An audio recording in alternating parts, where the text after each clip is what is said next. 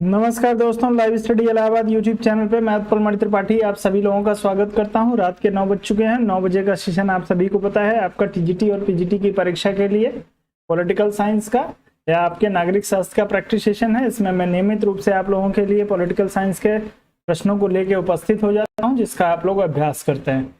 तो दोस्तों, इस सेशन को आप लोग जो है वो सबसे पहले जितने सारे लोग हमारे साथ जुड़ गए हैं, आप सभी लोग सेशन को शेयर कर दीजिए अपने दोस्तों और मित्रों के साथ में। साथ ही बात करें दोस्तों इस सेशन के मेंबरशिप के बारे में, तो यदि आप इस सेशन का मेंबरशिप लेना चाहते हैं तो उसके लिए आपको 250 रुपए का पेमेंट करना पड़ेगा। 250 रुपए का भुगतान करने के लिए आपको 7007701847 ये नंबर दिया गया है। इस नंबर पे आप जो है 250 रुपए का पेमेंट करेंगे। पेमेंट का स्क्रीनशॉट लेकर इसी नंबर के व्हाट्सएप पे आप जो है वो भेज देंगे। उसके बाद आपको मेंबरशिप जो है वो प्रदान कर दी जाएगी। तो यदि आप मेंबरशिप लेना चाहते हैं तो आप लोग यथाशीघ्र आप मेंबरशिप ले लें दोस्तों, आप लोगों के फायदे में रहेगा। आप लोग जो है दोस्तों यदि नोट्स बनाना चाहते हैं या यदि आप सेशन को रिवाइज करना चाहते हैं तो उसके लिए आपको जो है दोबारा वीडियो पे नहीं आना पड़ेगा। आप सीधे जो है दोस्तों आपको मेंबरशिप में सारे प्रश्न जो है उपलब्ध करा दिए जाएंगे, प्रत्येक सेशन के डेट वाइज, सेशन वाइज। और आप जो है जिस सेशन को जब रिवाइज करना चाहें आप सीधे जो है पीडीएफ को खोल के और सेशन को रिवाइज कर सकते हैं। तो इसके लिए आपको ये सुविधा दी जा रही है। आप लोग यदि चाहें तो आप लोग इसको अवील कर सकते हैं। साथ ही बात करें, चलें आप सभी लोगों को गुड इवनिंग दोस्तों। बहुत सारे लोग जो है हमारे साथ जुड़ना प्रारंभ हो गए। तो दोस्तों आप सभी लोग जो है वो वीडियो को लाइक और शेयर करिए। इसके बाद यदि बात करें दोस्तों राजनीतिक सिद्धांत एवं राजनीतिक विचारकों की, तो यदि आप लोग राजनीतिक सिद्धांत और राजनीतिक विचारकों को पढ़ना चाहते हैं तो आप हमारे साथ जुड़ सकते हैं। लाइव स्टडी इलाहाबाद का जो मोबाइल एप्लीकेशन है उस पर ये क्लास चल रही है। उसके लिए आपको 7007701847 इसी नंबर पे संपर्क करना होगा। आप जो भी जानकारी लेना चाहते हो, डेमो लेना चाहते हो, उसके लिए आप इस नंबर पे जुड़ जाइए। इस नंबर से कांटेक्ट करिए, आपको जो है वो सारी जानकारी उपलब्ध करा दी जाएगी। डेमो क्लास भी आपको उपलब्ध करा दी जाएगी। चले तो अब चलेंगे सीधे आज के अपने सेशन की तरफ दोस्तों, और आज के सेशन के पहले प्रश्न को हम लोग देखेंगे। चलें, वीडियो को लाइक और शेयर अवश्य करें, आप सभी लोगों से निवेदन है। पहला प्रश्न आप सभी के सामने आ चुका है। आप सभी लोग दोस्तों प्रश्नों का उत्तर करें और 30 सेकंड के अंदर आप सभी लोग उत्तर कर दिया करें प्रश्नों का। आपको दिया है, जॉन स्टुअर्ट मिल ने अधिकतम व्यक्तियों के अधिकतम सुख का सिद्धांत प्रतिष्ठित किया। स्वहित में, समाज हित में, उपयोगिता के आधार पे या नैतिकता के आधार पे। स्टुअर्ट मिल ने जो है वो अधिकतम व्यक्तियों के अधिकतम सुख का जो सिद्धांत है उसको किस आधार पे प्रतिपादित किया? आप लोग उत्तर करेंगे इस प्रश्न के लिए। समय आपका शुरू हो गया।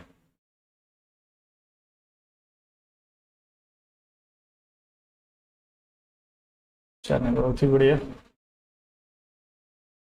उपयोगितावाद, माफ करेंगे, अधिकतम व्यक्तियों के अधिकतम सुख का जो सिद्धांत है वो दिया किसने था? आप लोग कमेंट करेंगे। चलें, ए विकल्प के लिए, बी विकल्प के लिए, सी विकल्प के लिए, कुछ एक लोगों का डी विकल्प के लिए भी उत्तर आ रहा है।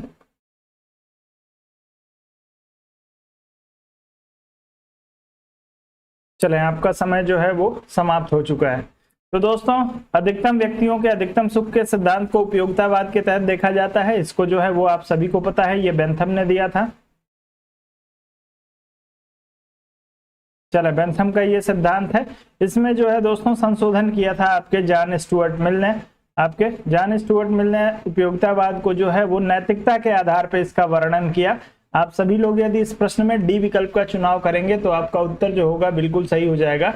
आपको न ही समाज हित में, न ही उपयोगिता के आधार पे और न ही जो है वो स्वहित में। उपयोगिता के आधार पे जो है दोस्तों आपके बेंथम ने इसकी बात की थी, लेकिन नैतिकता के आधार पे अधिकतम व्यक्तियों के अधिकतम सुख के सिद्धांत की अवधारणा का जो है वो प्रतिपादन आपके जॉन स्टुअर्ट मिल या जेएस मिल के द्वारा किया गया था। तो आप लोग इसको ध्यान रखेंगे। बाकी उपयोगितावाद की अवधारणा के प्रतिपादक जो है आपके बेंथम महोदय हैं। उत्तर आपका बी विकल्प के लिए सही होगा। आगे बढ़ते हैं, अगले प्रश्न पे चलेंगे।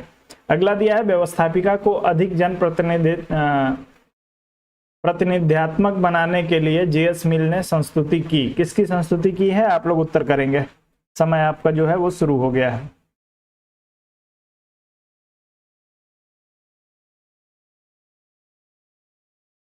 जी नहीं, इकोनॉमिक्स की क्लास आज नहीं हुई है।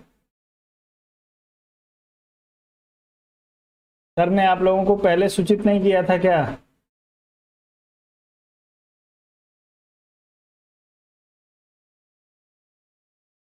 चलें तो उत्तर करिए। व्यवस्थापिका को अधिक जन प्रतिनिधित्वात्मक बनाने के लिए जीएस मिल ने संशोधित की आनुपातिक प्रतिनिधित्व, महिला अधिकार, शिक्षितों के लिए बहुल मताधिकार की और उपरोक्त सभी की। तो इस प्रश्न में आपको कुछ सोचना ही नहीं है, सीधे डी विकल्प के साथ जाना है। आनुपातिक प्रतिनिधित्व का भी इन्होंने समर्थन किया दोस्तों, साथ में इन्होंने जो है महिला मताधिकार का भी समर्थन किया और शिक्षित व्यक्तियों के लिए बहुल, यानी जो जितना अधिक शिक्षित है उसको उसके मत का मूल्य या उसका मत जो है उतना अधिक होना चाहिए। ये आपके स्टुअर्ट मिल के द्वारा, यानी जॉन स्टुअर्ट मिल, जेएस मिल के द्वारा इस बात को क्लियर किया गया। तो आप लोग इस प्रश्न में डी विकल्प के साथ ही जाएंगे, इसमें कहीं कोई समस्या नहीं है, कोई रॉकेट साइंस नहीं है।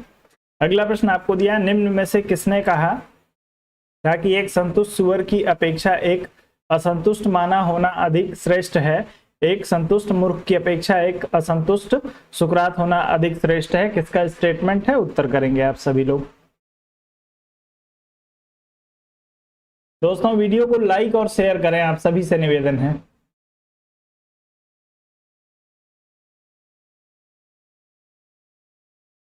ज्योग्राफी की क्लास अभी थोड़ी सी सस्पेंड चल रही है, बहुत ही जल्दी आप लोगों की ज्योग्राफी की भी क्लास शुरू हो जाएगी। आई थिंक मंडे से शुरू होनी चाहिए, कोशिश करूंगा कि मंडे से आप लोगों का ज्योग्राफी भी शुरू हो जाए। चलें आप लोग इस प्रश्न के लिए उत्तर करिए।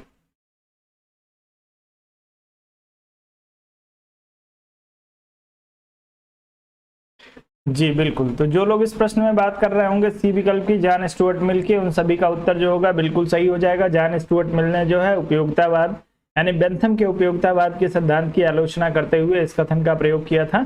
आप लोग इस प्रश्न में, क्योंकि आपके बेंथम महोदय जो है ये गुणात्मक जो है उपयोगिता को जो है गुणों के आधार पर इन्होंने उपयोगितावाद का जो है वो वर्णन नहीं किया था, आप सभी को पता होगा। आगे प्रश्न आएंगे तो मैं वहां पे आप लोगों को क्लियर करूंगा। फिलहाल इस प्रश्न में आप लोग ध्यान रखेंगे कि जॉन स्टुअर्ट मिल ने जो है उपयोगितावाद का जो की आलोचना जो की, उसके आधार पे ये स्टेटमेंट जो है आप लोगों से पूछा जाता है। अगला प्रश्न दिया है, निम्न में से किसने अधिकतम व्यक्तियों के अधिकतम सुख सिद्धांत को प्रतिपादित किया? आसान सा प्रश्न है, सभी लोग तेजी से उत्तर करिए 10 सेकंड में।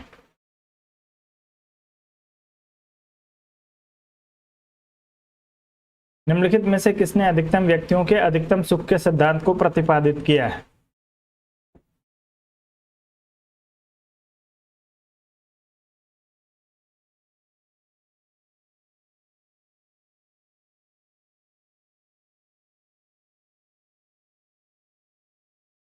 चलें तो सभी लोगों का उत्तर बेंथम के लिए आ रहा है। पुस्तक का नाम आप लोग बता सकते हैं सभी लोग?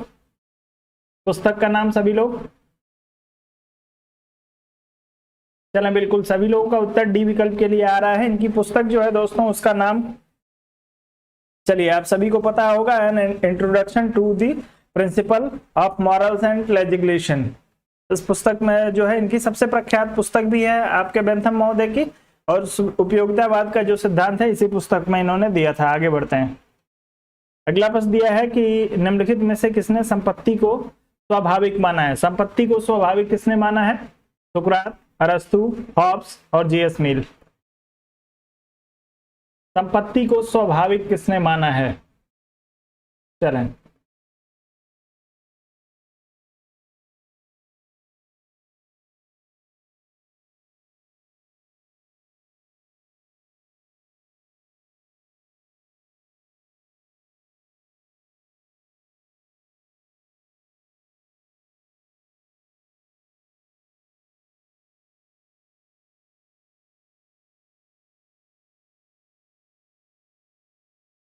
चलें तो सभी लोग इस प्रश्न में बी विकल्प की बात कर रहे हैं। जो लोग अरस्तु की बात कर रहे होंगे उन सभी का उत्तर यहाँ पे बिल्कुल सही हो जाएगा। संपत्ति को स्वाभाविक जो है आपके अरस्तु महोदय ने माना था, और अरस्तु महोदय ने संपत्ति का जब वर्गीकरण किया तो दोनों तरह की वस्तुओं का जो है इन्होंने वर्गीकरण कर दिया, आपके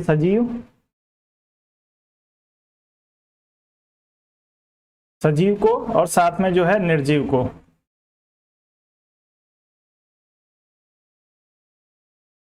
सजीव और निर्जीव दोनों का जो है वो वर्गीकरण इन्होंने यानी संपत्ति माना है। सजीव में जो है किसको रखेंगे आप? सजीव में जो है जैसे मान लीजिए मनुष्य है,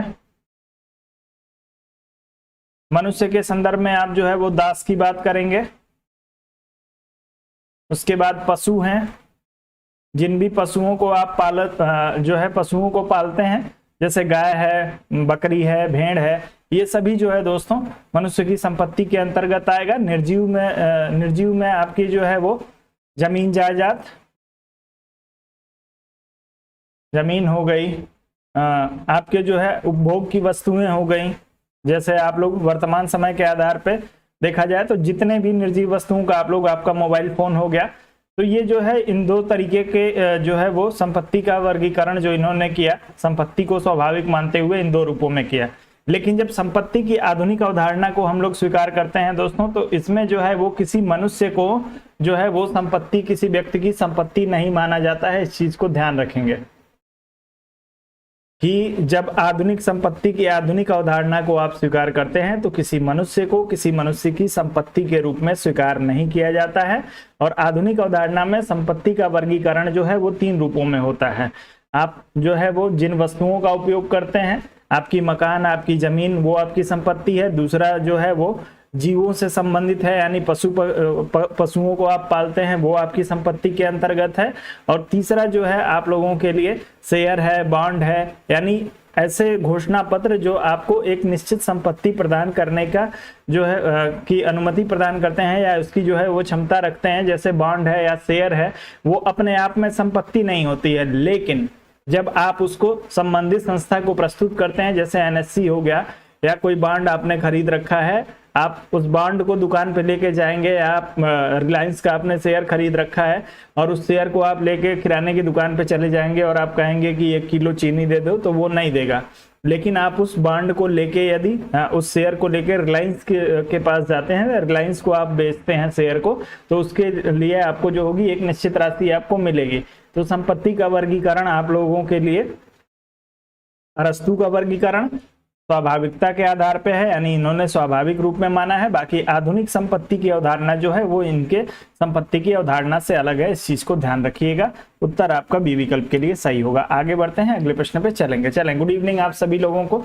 अगला दिया है, निम्न दिए गए लेखकों में से किसने सुखवादी दर्शन में ईसाई मानवतावादी मूल्य का परिचय करवाया? सुखवादी दर्शन में ईसाई मानवतावादी मूल्य का परिचय किसने करवाया है? बेंथम, जेम्स मिल, जॉन स्टुअर्ट मिल, और आपको दिया हुआ है स्पेंसर। तेजी से उत्तर करेंगे।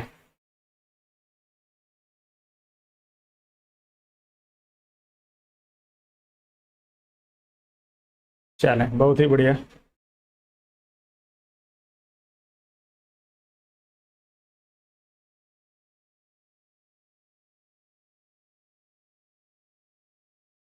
क्या है ईसाई मानवतावादी मूल्य?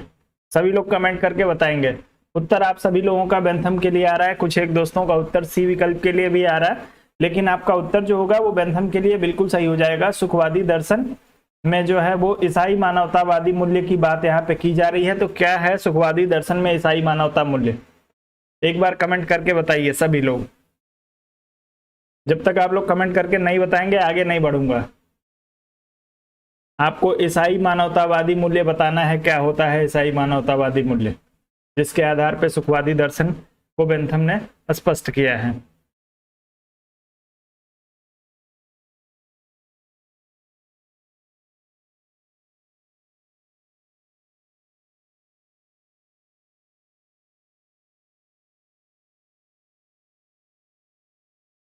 चले,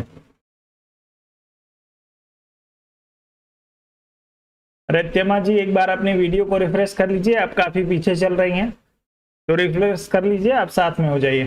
कमेंट करिए आप सभी लोग। नहीं पता है तो नहीं के लिए कमेंट करिए, कम से कम समय बचेगा आप लोगों का।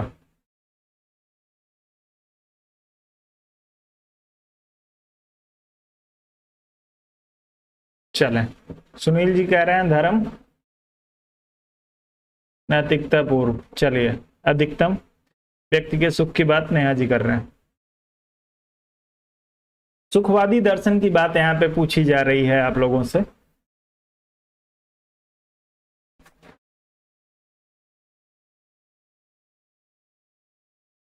चलें, तो ईसाई दर्शन का जो सुखवादी दर्शन है वो आप लोगों को एक चीज ध्यान रखिएगा, इसमें किस चीज को स्पष्ट किया गया है, आप लोग इसको समझ लीजिए। जो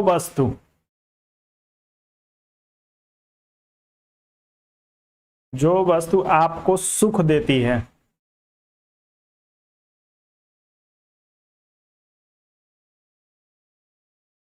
सुख प्रदान करे, वही आपके लिए उपयोगी है।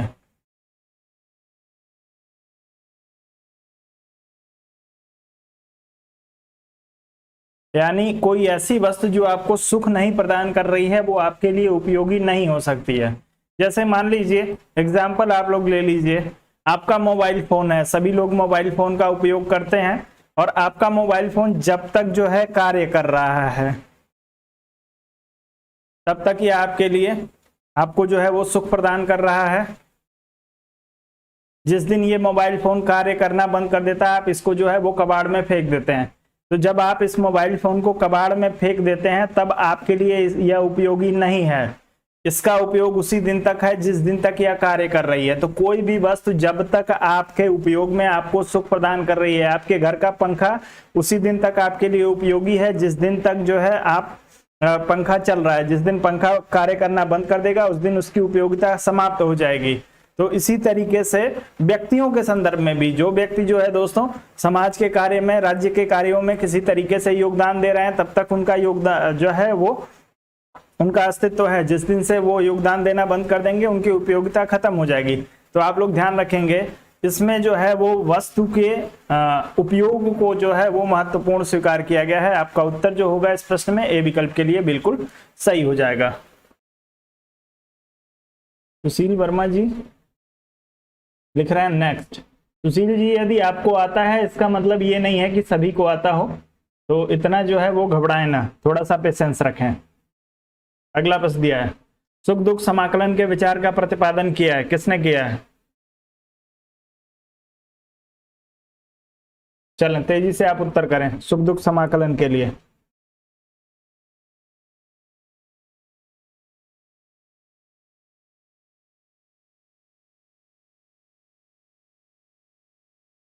उत्तर करिए।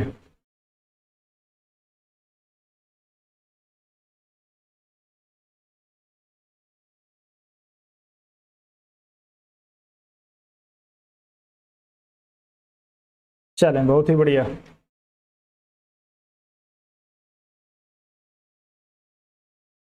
सुख दुख समाकलन की जो गणना जो बेंथम महोदय ने बताई थी वो कितने आधारों पर होती है? सभी लोग कमेंट करके बताएंगे। सुख दुख समाकलन की, यानी सुख की बात करेंगे या सुख दुख समाकलन, जो भी आप समझे।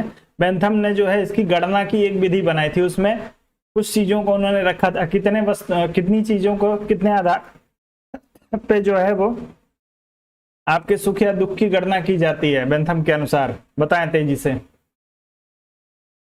चलें,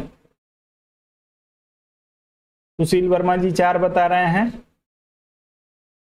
सुनील जी 14, चलें संतोष जी 2, नीतू जी 2। अच्छा, 2 और 4 के बीच में आप लोग झूल रहे हैं। चलें, तो आप लोग ध्यान रखिएगा, 2 नहीं है और ना ही 4 है, 7 कसौटियों की बात की है। आपके सुख और दुख को जो है वो 7 आधारों पे इसकी गणना की जा सकती है। उन 7 आधारों को यदि आप नोट करना चाहें तो नोट कर लीजिए, 2 और 4 नहीं है। जिसमें पहला आता है दोस्तों तीव्रता, दूसरा आता है आपकी स्थिरता, उसके बाद निश्चितता, सामीप्य, और आपके जो है वो दूरता, उत्पादन, विशुद्धता और विस्तार। ये 7 चीजों का जो है इन्होंने उल्लेख किया है। तो आप लोग बेंथम के सुख दुख के गणक में आप लोग 7 वस्तुओं का ध्यान, यानी 7 कंपोनेंट का ध्यान रखिएगा। आप 2, 3, 4 की बात ना करिएगा, 7 कंपोनेंट हैं इसमें, और उनके माध्यम से जो है आपके सुख दुख की गणना की जाती है। चलें, नोट कर लीजिए आप सभी लोग। तीव्रता, स्थिरता, निश्चितता, सामीप्य,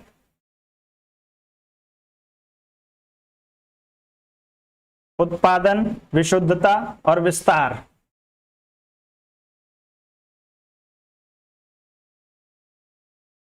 विधियां इसीलिए तो बता रहा हूं, इन 7 कंपोनेंट के माध्यम से जो है वो गणना की जाती है।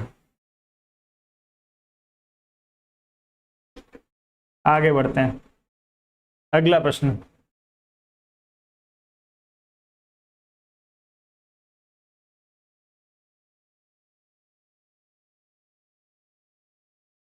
चलो बिल्कुल, अगला आप सुमेलित करिए। दो सूची दी हुई है, स्वेच्छावाद, उपयोगितावाद, सिविल सोसाइटी और स्वराज।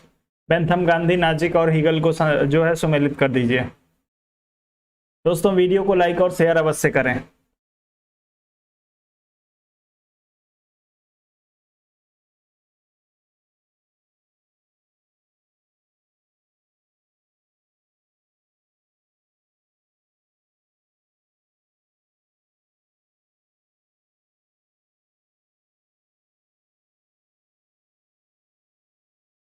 जिसको भी जो कुछ आता है, इसका मतलब आप लोग जो है थोड़ा सा उस प्रश्न पे आप लोग धैर्य बनाइए।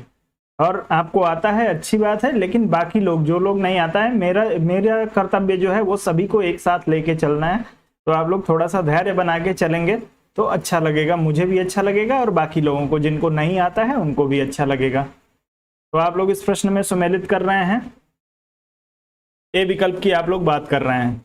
चलें, तो स्वेच्छावाद के लिए जो है वो नाजिक को जाना जाता है, उपयोगितावाद के लिए आपके बेंथम को जाना जाता है, कहीं कोई इसमें समस्या नहीं है। सिविल सोसाइटी के लिए हेगल को, और स्वराज की अवधारणा महात्मा गांधी से जुड़ी हुई है। कोई रॉकेट साइंस नहीं है, आसान सा प्रश्न है। आपका ए का 3, बी का 1, ए का 3 और बी का 1 सिर्फ एक विकल्प में दिया है। ए विकल्प आपका जो होगा वो बिल्कुल सही हो जाएगा। आगे बढ़े, अगला प्रश्न आपको दिया है, सार्वजनिक कल्याण विधायक का ध्येय होना चाहिए, किसका कथन है? तेजी से उत्तर करें। सार्वजनिक कल्याण विधायक का ध्येय, और आप लोग बताएंगे ये विधायक कौन है। सार्वजनिक कल्याण विधायक का ध्येय होना चाहिए, इसमें विधायक कौन है? चलें,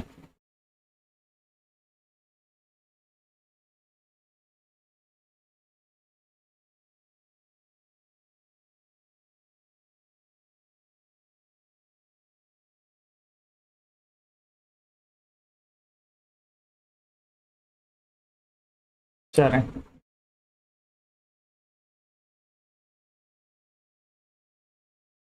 आप लोग बात क्लास के बाद में कर लीजिएगा।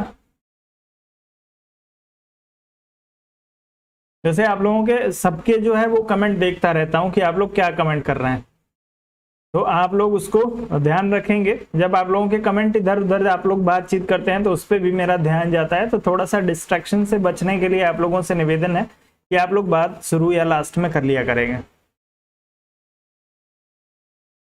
चलें, चलें, तो सार्वजनिक कल्याण जो है वो विधायक का ध्येय। तो विधायक का ध्येय किसने, सार्वजनिक कल्याण की किसने बात की है? अधिकतम व्यक्तियों के अधिकतम सुख का जो सिद्धांत है वो सार्वजनिक कल्याण से काफी नजदीक की वस्तु है। दोस्तों आप सभी लोग इसको जरूर ध्यान रखिएगा। इसमें आपका उत्तर तो जो होगा वो बेंथम के लिए सही हो जाएगा, लेकिन एक समस्या है इसमें। इस सार्वजनिक कल्याण शब्द का प्रयोग जो है वो जॉन स्टुअर्ट मिल ने किया था। उपयोगितावाद में बेंथम ने अधिकतम व्यक्तियों के अधिकतम सुख के सिद्धांत की बात की है। लेकिन अब प्रश्न में आपको जो है जॉन स्टुअर्ट मिल नहीं दिया है, तो आप डी विकल्प के साथ ही जाएंगे। बाकी विधायक जो है वो आपके विधि निर्माता को कहा जाता है, विधि निर्माता।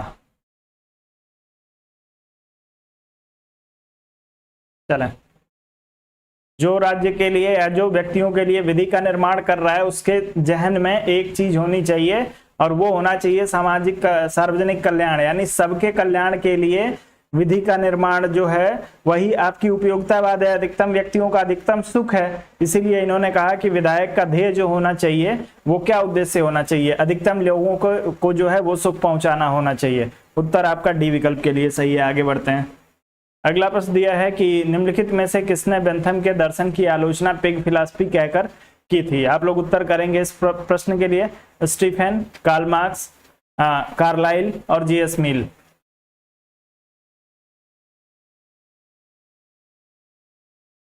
चलें, सभी लोग उत्तर करेंगे। वीडियो को एक बार, जिन दोस्तों ने अभी तक वीडियो को लाइक और शेयर नहीं किया है, आप सभी से निवेदन है वीडियो को लाइक और शेयर अवश्य कर दें।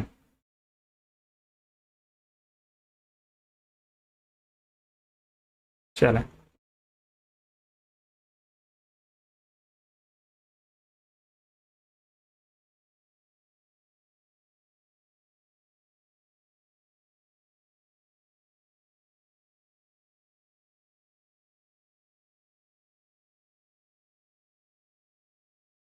बहुत ही बढ़िया।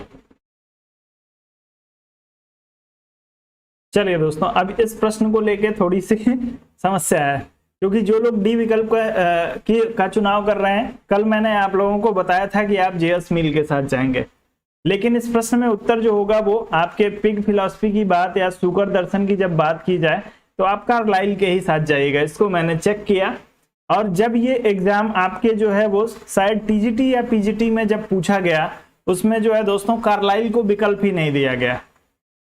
ये क्यों कल मैंने आप लोगों को गलती क्यों कल हुई थी? आयोग ने जब ये प्रश्न पूछा आपके माध्यमिक शिक्षा सेवा चयन बोर्ड ने, तो उसमें कार्लाइल को विकल्प नहीं दिया, और उसमें विकल्प में आप लोगों को मैंने कल जेएस मिल सही बता दिया था। जेएस मिल का स्टेटमेंट जो है वो अरस्तु सुकरात से तुलना करते हुए जो है वो आपका जो है पिग फिलॉसफी नहीं है। पिग फिलॉसफी के लिए कार्लाइल महोदय को ही जिम्मेदार माना जाता है। इन्होंने बेंथम के दर्शन को जो है वो शुकर दर्शन कहा था। जेएस मिल का स्टेटमेंट आप लोगों को मैं कई बार बता चुका हूं, आप सभी को पता है कि एक जो है वो एक असंतुष्ट व्यक्ति सुकरात जो है वो वाला जो स्टेटमेंट है, मुझे स्टेटमेंट याद नहीं रहता है, तो उसके लिए आप लोग ध्यान न रखें, मुझे कीवर्ड्स याद रहते हैं।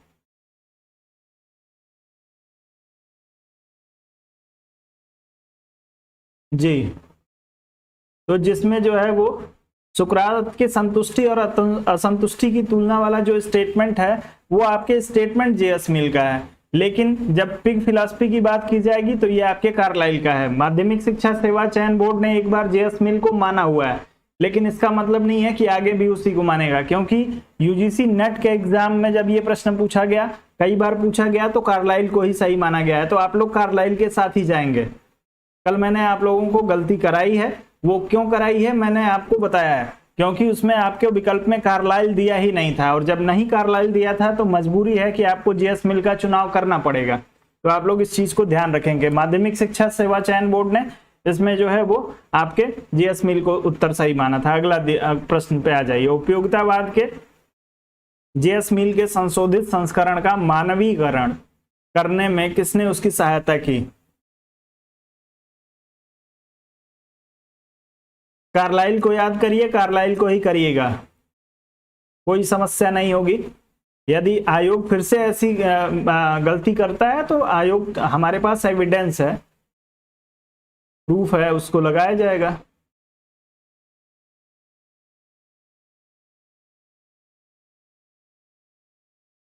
चलें, उत्तर करिए इस प्रश्न के लिए। उपयोगितावाद के जेएस मिल के संशोधित संस्करण का मानवीकरण करने में किसने उसकी सहायता की थी? बहुत ही बढ़िया।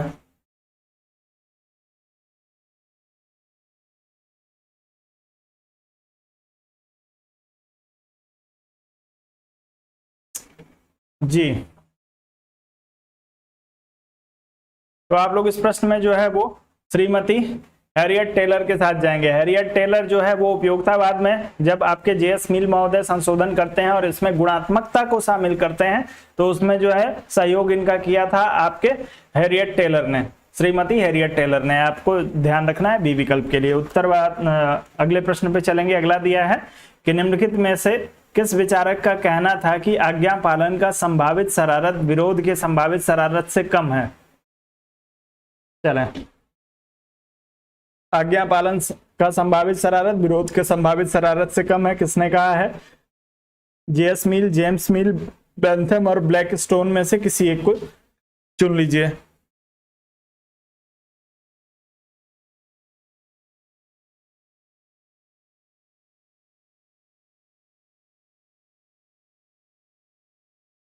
चलें,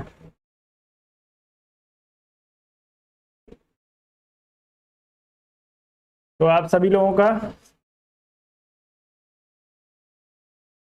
समय जो है यहाँ पे समाप्त हो गया है। अच्छा, तो अब एक चीज आप लोग बता दीजिए, सभी लोग ए विकल्प का चुनाव कर रहे हैं, आप सभी लोग श्योर हैं ए विकल्प पे या तुक्का लगा रहे हैं? बस इतना मुझे बता दीजिए। सभी लोगों ने, जितने लोगों ने ए विकल्प का चुनाव किया है, आप लोग श्योर हैं या तुक्का लगा रहे हैं?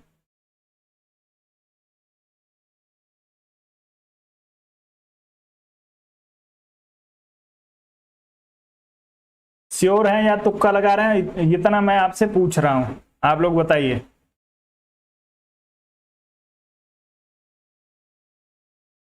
जितने लोगों ने ये विकल्प का चुनाव किया है, श्योर हैं या तुक्का है, क्लियर करें तेजी से।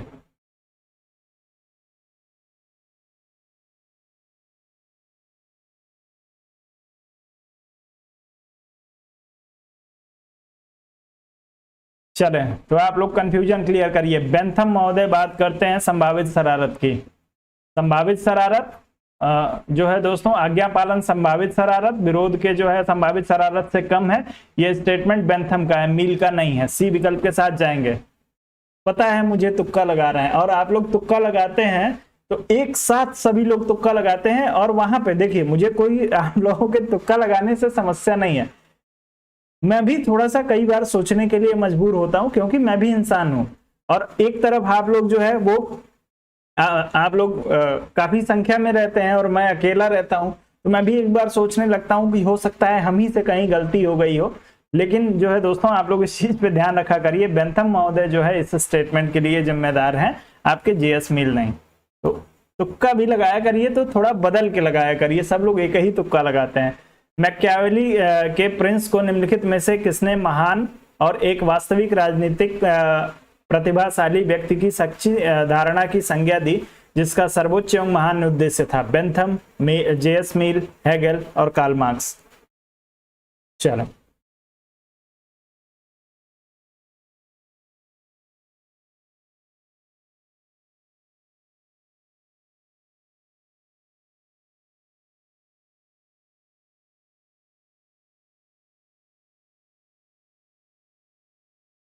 चलें उत्तर करिए आप लोग इस प्रश्न के लिए। लाइक की संख्या थोड़ा आप लोग बढ़ाइए, सभी लोगों से निवेदन है।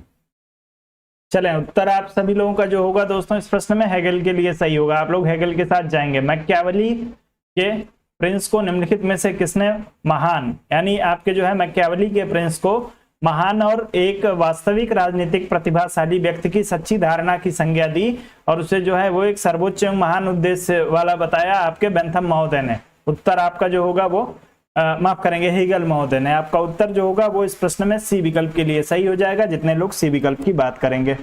आगे बढ़ते हैं। अगला प्रश्न दिया है आपको कि निम्नलिखित में से किस एक ने राज्य की उत्पत्ति तथा प्रकृति की विवेचना में सामाजिक संविदा की अवधारणा का प्रयोग नहीं किया है? कौन सा ऐसा विचारक है जिसने सामाजिक संविदा की जो है वो अवधारणा का प्रयोग नहीं किया है, या सामाजिक समझौते के सिद्धांत का प्रयोग नहीं किया है?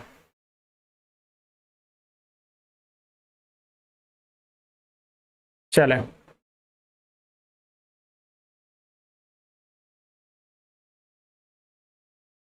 चलें, आप सभी लोगों का प्रेम मिलता रहे, आप लोगों का सहयोग मिलता रहे बस। चलें,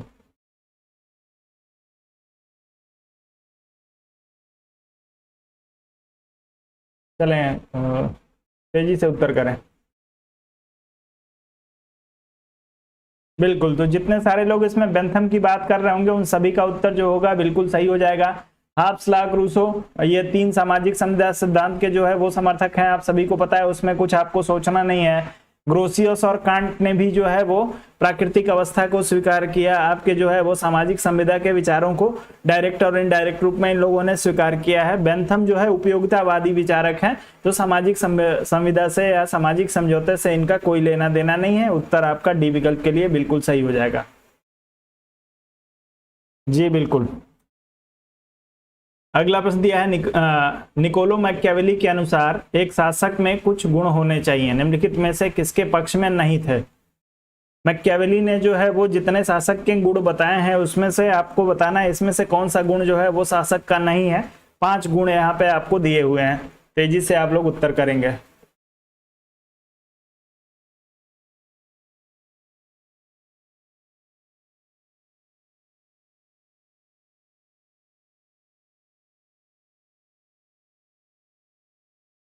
चलें,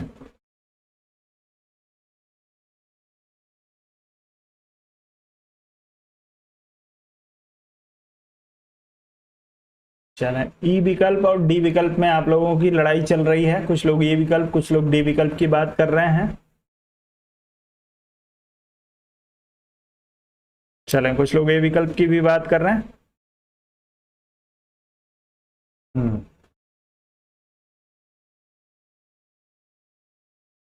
चलें, तो मैकियावेली ने जो शासक के या राजा के जो गुण बताए थे दोस्तों, राजा को चतुर होना चाहिए, बेहिचक मनमर्जी वाला होना चाहिए, जब उसको जो फैसला मन करे उस फैसला करने का मन करे वो ले सके, कहीं कोई उसमें समस्या नहीं है, साहसी आवश्यक रूप से होना चाहिए, शासक को यदि साहसी नहीं होगा तो दूसरे जो साहसी शासक होगा उसके राज्य पे कब्जा कर लेगा, यदि वो शासक क्रूर नहीं होगा तो वो न्याय नहीं कर पाएगा, न्याय करने के लिए क्रूरता जो है वो आवश्यक है, और न्याय करने में दया जो है वो बाधक के रूप में कार्य करती है, तो न्याय जो है वो किसी शासक दया जो है वो किसी शासक का गुण नहीं होना चाहिए, ये आपके मैकियावेली महोदय ने बताया है।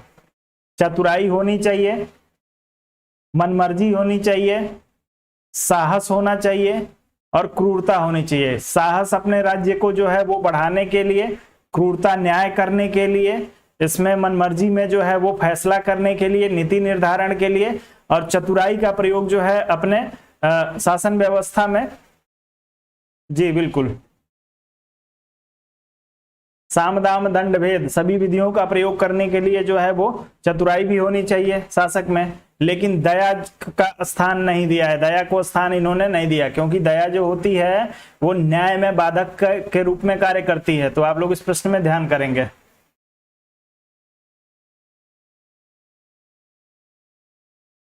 चलिए अगला प्रश्न, निम्नलिखित में से कौन सी पुस्तक जॉन स्टुअर्ट मिल द्वारा नहीं लिखी गई है? जॉन स्टुअर्ट मिल ने कौन सी पुस्तक इसमें से नहीं लिखी है, तेजी से बताएं। समय शुरू कर देता हूं आपका।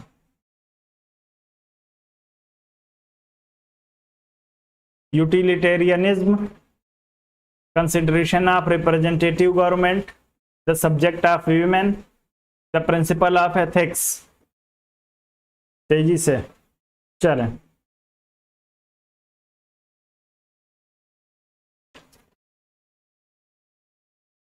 नहीं लिखी है पूछा है, बार बार आपसे कहता हूं जब भी नहीं वाला जो विकल्प आपको मिले, प्रश्न आपको मिले, तो आप उसको मार्क कर लिया करें।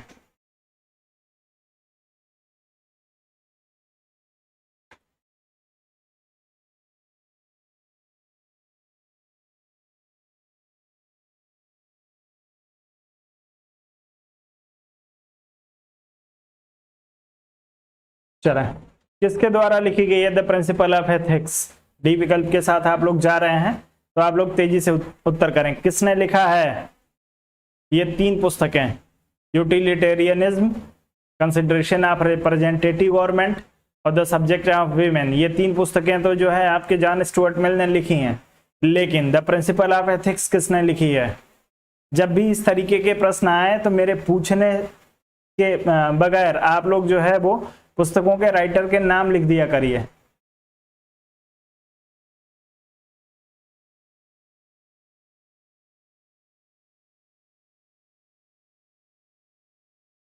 द प्रिंसिपल ऑफ एथिक्स की बात आप लोगों से पूछी जा रही है।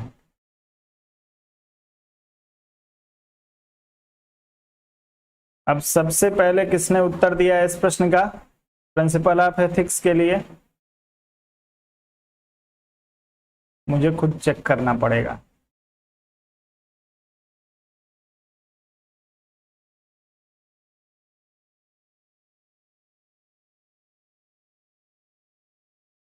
चलें, सबसे पहले विजेंद्र पाल जी ने उत्तर दिया अरस्तु के लिए, और उसके बाद से सब लोग जो है वो धड़ल्ले से अरस्तु की बात कर रहे हैं। तो प्रिंसिपल ऑफ एथिक्स जो है वो आपके अरस्तु की पुस्तक नहीं है, स्पेंसर की है। हर्बर्ट स्पेंसर की पुस्तक है। किसी के उत्तर को कॉपी ना किया करें, बार बार आप लोगों से कहता हूं, आपको पता है तो ठीक है, नहीं पता है तो आप लोग जो है वो कॉपी ना करें उत्तर को। हर्बर्ट स्पेंसर महोदय की पुस्तक है द प्रिंसिपल ऑफ एथिक्स। और क्लास के टाइम गूगल भी ना किया करें। चलें अगला प्रश्न, टीएच ग्रीन ने किस विषय में अपना विशाल योगदान दिया? आप लोग उत्तर करेंगे। टीएच ग्रीन ने किस विषय में अपना विशाल योगदान दिया है? अंतरराष्ट्रीय विधि, ब्रिटिश सुधारवाद, हरित क्रांति और कूटनीति। उत्तर करेंगे टीएच ग्रीन के लिए। चलें, धर्मेंद्र जी नमस्कार।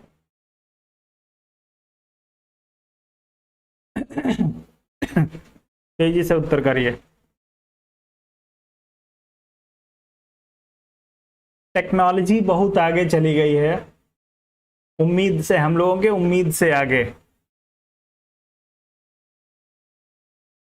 तो जब आप लोग गूगल से कॉपी करते हैं कोई चीज तो हमको पता चल जाता है।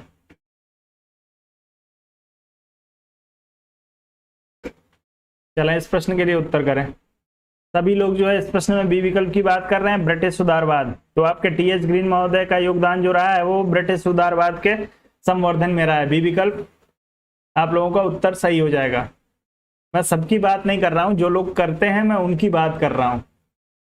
जैसे आप लोग गूगल से कुछ भी कॉपी करते हैं तो वो आपको नहीं पता चलेगा, लेकिन मेरे स्क्रीन पे वो स्टोरेड आता है, पे स्टार ऑलरेडी लगा हुआ रहता है। तो मुझे पता चलता है कि पहले मुझे नहीं समझ में आता था कि ये अलग अलग सिंबल जो आते हैं वो क्यों आते हैं। फिर मैंने एक दिन सर्च किया तो मुझे पता चला। तो आप किसी भी टीचर को, यदि आप कहीं भी क्लास कर रहे हैं तो वो आइडेंटिफाई कर सकता है, यदि उसको नॉलेज है तो वो फॉन्ट देख के पता चल जाएगा उसको कि आपने कहाँ से उसको कॉपी किया है। चलें, बेंथम के अनुसार सुख दुख प्राप्ति के कितने स्रोत हैं? अब स्रोत बताइए। यहाँ पे सुख दुख प्राप्ति के स्रोत मैंने आपसे पूछे हैं। वहां पे गणना का मैंने आप लोगों को गणना में कितने चरण होते हैं वो पूछा था। अब यहाँ पे धर्मेंद्र जी नमस्ते, एक बार जो है आपके अभिवादन को स्वीकार कर लिया है संभवतः। चलें, और वो 4 गणक भी आप लोग बता दीजिएगा, जो स्रोत हैं 4 उनको बता दीजिए। अच्छा, अभी भी 4 की बात ही तो कर रहे हैं आप लोग। कुछ लोग 4 की बात कर रहे हैं, कुछ लोग 2 की बात कर रहे हैं। मैंने बोल ही दिया है 4। तो जितने लोगों को पता है 4 तो आपको याद भी होंगे, और यदि आपने पढ़ा है तो गारंटी के साथ याद होगा, क्योंकि ऐसा है ही नहीं है कि आपको भूल जाए।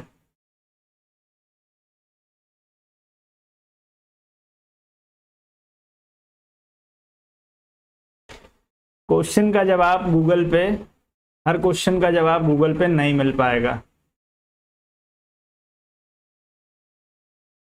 और आप लोगों के प्रश्न भी, आप लोगों के कई सारे प्रश्न मेरे पास भी आते हैं जिसका जवाब मेरे पास भी नहीं रहता है। बड़े अतरंगी से प्रश्न होते हैं आप लोगों के।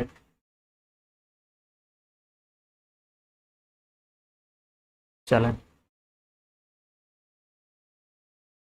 तो 4 स्रोत बताए थे, आप सभी लोग ध्यान रखेंगे। 4 स्रोत में सबसे पहला जो है, यानी चारों को बोल देता हूं, आप लोगों को नहीं पता है तो नोट कर लीजिएगा। एक लोग का, सुनील जी का उत्तर आया है, बाकी किसी का अभी तक उत्तर नहीं आया है। तो भौतिक स्रोत हैं आपके, नैतिक स्रोत, राजनैतिक स्रोत और धार्मिक स्रोत। इन 4 तरीकों से जो है वो व्यक्ति सुख दुख प्राप्त कर सकता है। भौतिक स्रोत में जो है दोस्तों वे संसाधन आते हैं जिसका आप जो है वो उपयोग करते हैं अपने दैनिक जीवन में। उसके बाद जो है दोस्तों आपके नैतिक स्रोत में आपकी नैतिकता आती है। नैतिकता के आधार पे भी आप यदि कहीं कोई कार्य कर रहे हैं, जैसे मान लीजिए किसी को चोट लगी है और उसकी आप सहायता कर दे रहे हैं, उससे भी आपको जो है वो सुख मिल सकता है। या आप जो है किसी को देख रहे हैं, कोई लाचार है, चोट लगी हुई है, गिरा हुआ है, आप जो है वो छोड़ के चले जाएंगे, बाद में आपका मन आपको कचोटेगा और उससे आपको दुख होगा। तो नैतिकता के आधार पे भी जो है आपको सुख दुख मिल सकता है। उसके बाद से राजनीतिक स्रोत जो होते हैं उनके आधार पे भी आपको जो है वो सुख दुख आपको मिलता है, राजनीतिक स्रोतों से भी। और अंतिम में आपको जो चौथा बताया था मैंने, धार्मिक स्रोत, तो इसमें धार्मिक और राजनीतिक में आपको सोचने की ही जरूरत नहीं है। धार्मिक स्रोत में भी आप लोगों को ये सारा कुछ जो है वो नैतिकता से ही जुड़ा हुआ है। तो आप लोग इसको ध्यान रखेंगे। ये 4 स्रोत हैं आपके जिनके आधार पे आपको सुख और दुख मिलता है। आगे बढ़ते हैं। अगला दिया है, मनुष्य राज्य की आज्ञा का पालन इसलिए करता है क्योंकि वह जानता है कि आज्ञा से होने वाले अहित की तुलना में आज्ञा पालन अधिक उपयोगी है। कथन किसका है? उत्तर करेंगे।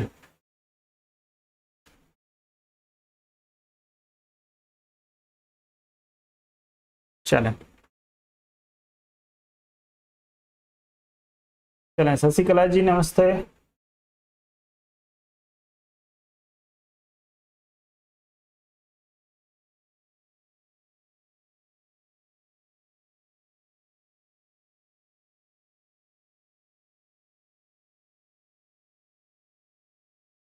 मनुष्य राज्य की आज्ञा का पालन इसलिए करता है क्योंकि वह जानता है कि अवज्ञा से होने वाले अहित की तुलना में आज्ञा पालन अधिक उपयोगी है। चलें, तो जितने लोग इसमें बेंथम की बात कर रहे होंगे उन सभी का उत्तर जो होगा वो बिल्कुल सही हो जाएगा। आज्ञा पालन को अधिक उपयोगी बताया इन्होंने कि आप आज्ञा पालन करते हैं और उसके बाद भी, जैसे मान लीजिए आप आज्ञा पालन करते हैं और आज्ञा पालन करते हुए भी आपको यदि आपको कोई नुकसान होता है तो आपको एक उम्मीद रहती है सहायता की, लेकिन आप अवज्ञा कर देते हैं, आप उसकी आज्ञा का पालन नहीं कर रहे हैं, तो आपको हमेशा जो होगा वो दंड का भय जो होगा वो बना रहेगा। इसलिए इन्होंने इस बात को स्पष्ट किया। आपका उत्तर जो होगा बी विकल्प के लिए सही हो जाएगा। राज्य की सहायता व्यक्ति के आत्मविश्वास के भाव को नष्ट कर देती है या उसके उत्तरदायित्व को दुर्बल बनाती है और चरित्र के विचार को कुंठित कर देती है। किसने कहा है? उत्तर करिए सभी लोग। दोस्तों, आप लोग वीडियो को लाइक नहीं कर रहे हैं, ये कंप्लेन है मेरी आप लोगों से, तो आप सभी से निवेदन है कि वीडियो को लाइक और शेयर अवश्य करें। राज्य की सहायता व्यक्ति के आत्मविश्वास के भाव को नष्ट कर देती है या उसके उत्तरदायित्व को दुर्बल बनाती है और चरित्र के विचार को कुंठित कर देती है। जेम्स मिल, लास्की, जेएस मिल और फ्रीमैन, आपको 4 विकल्प दिया है, चारों में से किसी एक को चुन लीजिए।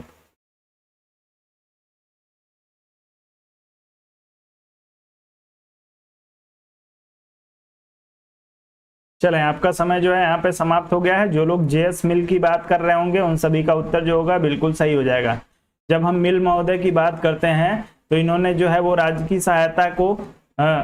सहायता जैसे आप लोगों को जो बेरोजगारी भत्ता वगैरह दिया जाता है या जो कुछ भी राज्य अपनी तरफ से आगे बढ़ के राज्य आपका सहयोग कर रहा है, उसके संदर्भ में इन्होंने कहा था कि यदि किसी, जैसे आप अपना एग्जाम्पल ले लीजिए, यदि किसी लड़के को जो है वो बेरोजगारी भत्ता मिल रहा है तो कई बार ऐसा होता है कि व्यक्ति जो होता है उसी में अपना जीवन यापन करना जो है वो सीख लेता है। और जब आप उसी में अपना जीवन यापन एक निश्चित मात्रा में, यदि आपको 10,000 मान लीजिए मिल रहा है बेरोजगारी भत्ता और इस 10,000 में आप जो है अपने जीवन यापन का तरीका निकाल लेते हैं, तो उसके बाद से आपका उत्तरदायित्व जो होता है वो दुर्बल हो जाता है, चरित्र का विचार जो होता है कुंठित हो जाता है। क्यों? क्योंकि आप फिर कुछ करना ही नहीं चाहते हैं। आपको जो है वो बढ़िया एक एंड्रॉयड फोन राज्य ने दे दिया, इंटरनेट प्रोवाइड करा दिया, आपको दोनों टाइम खाना मिल रहा है। अब उसके बाद आप घर में जो है वो हाथ पैर में तेल लगा के सोए रहेंगे, कुछ करने की आपको जो है वो इच्छा नहीं करेगी, आप अपने शरीर को कष्ट नहीं देंगे। इस बात के लिए आपके जेएस मिल महोदय ने कहा था। आगे बढ़ते हैं। निम्नलिखित में से किस पुस्तक की रचना बेंथम ने ब्लैकस्टोन के पुस्तक the commentaries on the laws of England की आलोचना करने के लिए की थी? ब्लैकस्टोन की पुस्तक की आलोचना करने के लिए इन्होंने जो है एक अलग पुस्तक ही लिख दी।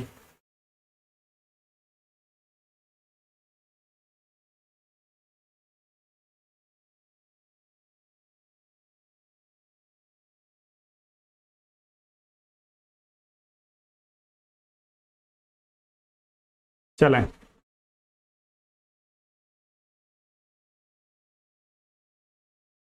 बहुत ही बढ़िया, सभी लोगों का उत्तर आना शुरू हो गया इस प्रश्न में।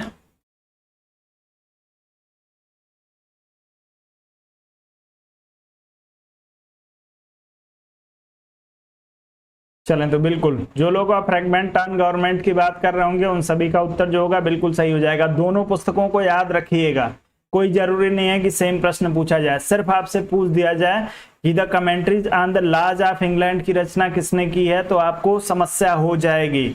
इसलिए आप ब्लैकस्टोन को याद रखिएगा।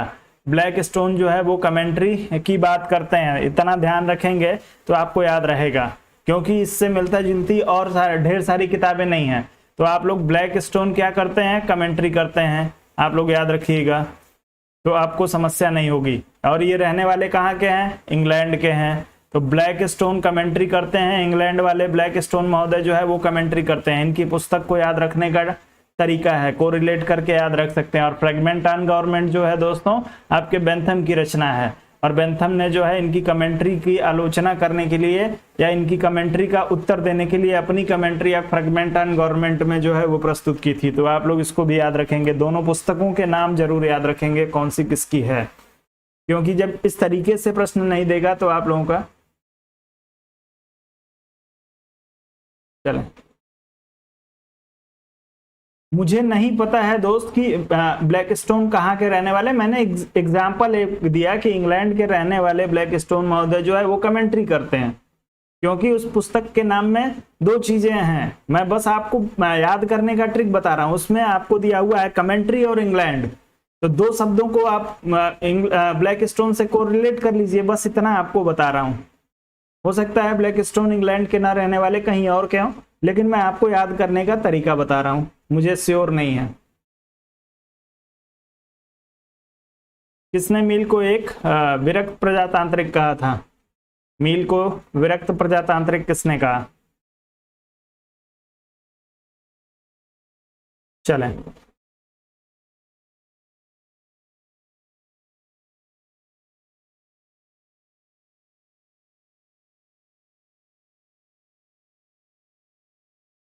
चलें, बहुत ही बढ़िया।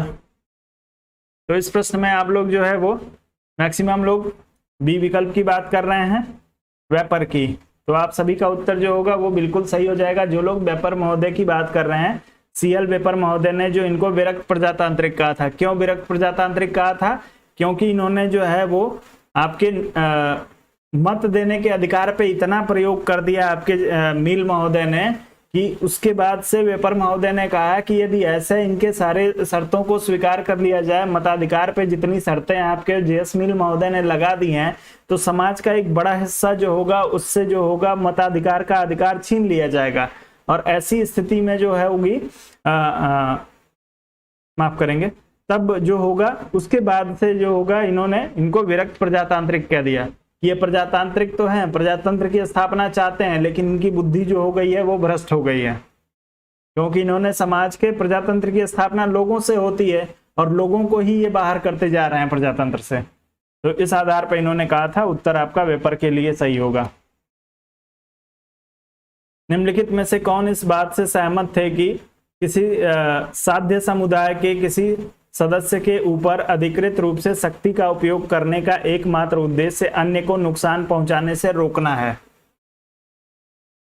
चलें, उत्तर करें तेजी से आप लोग।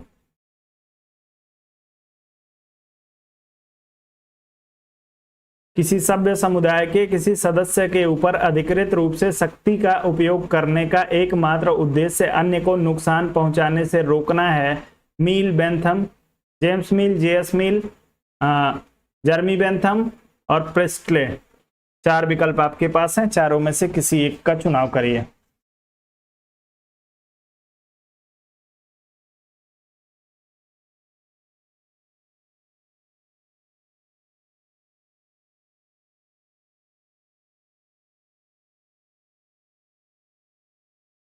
चलें, किस तरह की स्वतंत्रता के समर्थक माने जाते हैं आपके जेएस मिल महोदय?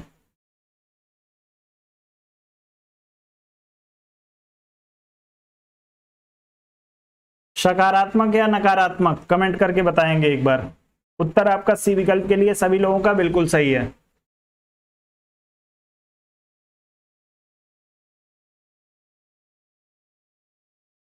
चलें, जेम्स मिल महोदय ने ही कहा था दोस्तों कि किसी सभ्य समुदाय के किसी सदस्य के ऊपर अधिकृत रूप से शक्ति का उपयोग करने का एकमात्र उद्देश्य दूसरे को नुकसान पहुंचाने से जो है वो रोकना है।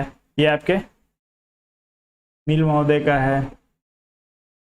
चलें, सुनील जी कह रहे हैं पॉजिटिव, कमलेश जी नकारात्मक, नेहा जी सकारात्मक, कुबेर जी दोनों। चलें चलें चलें, तो जो लोग इसमें नकारात्मक स्वतंत्रता के लिए जाएंगे आप लोग ध्यान रखिएगा। नकारात्मक,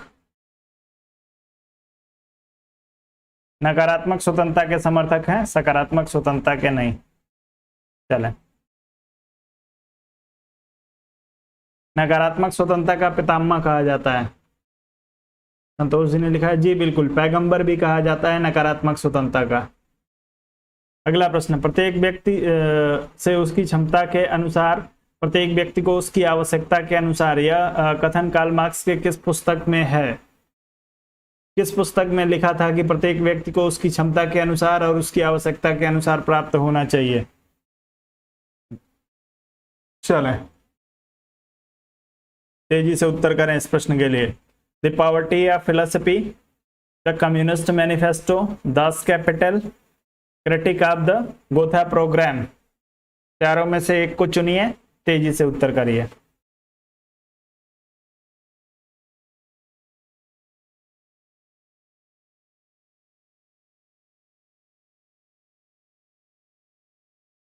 चलें, बी विकल्प के लिए उत्तर आना आप सभी लोगों का शुरू हुआ है, द कम्युनिस्ट मैनिफेस्टो।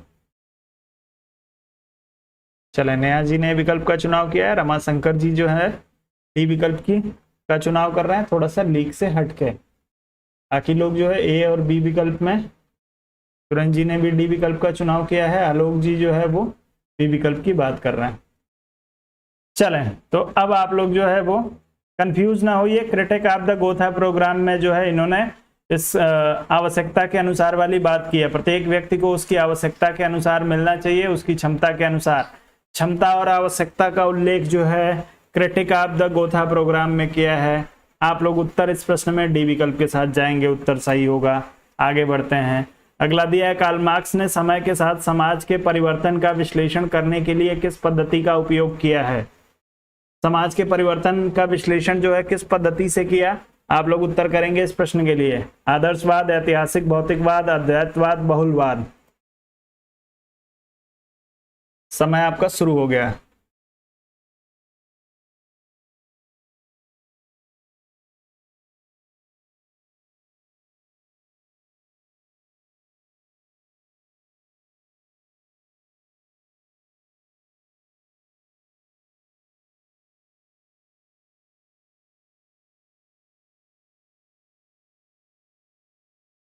चलें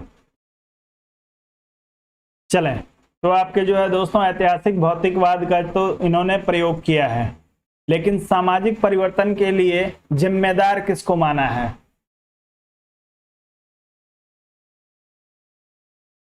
चलें, सामाजिक परिवर्तन का कारक किसे माना है बता दीजिए। विधि तो आप लोगों ने बता दिया है, सामाजिक परिवर्तन का कारक क्या है कार्ल मार्क्स के अनुसार या मार्क्सवादियों के अनुसार। सामाजिक परिवर्तन का कारक तेजी से कमेंट करके बताएंगे।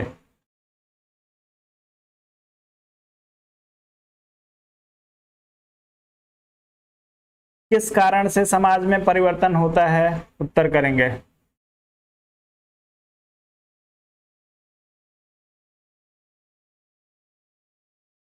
विधि आप लोगों का बिल्कुल सही है, या पद्धति जो है वो ऐतिहासिक भौतिकवाद है, लेकिन कारक भी उन्होंने बताया था कि इसकी वजह से। चलें,